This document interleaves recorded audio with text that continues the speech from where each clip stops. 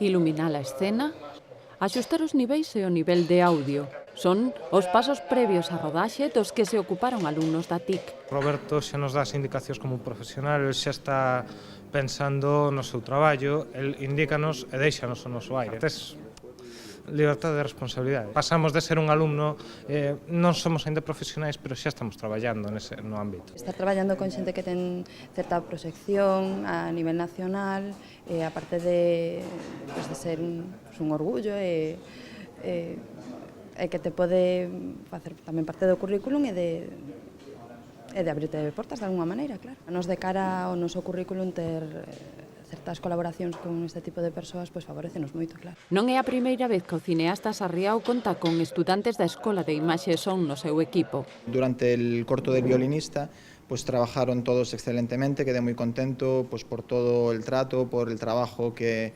realizaron y para mí es un gran apoyo a nivel técnico, que es algo tamén necesario para desarrollar mis historias. Nesta última, as protagonistas son dúas irmáns as que une un sentimento de odio mutuo. Mi personaje es un poco maligno y bueno, pues a lo mejor tiene que haber ahí algún ingrediente como la venganza.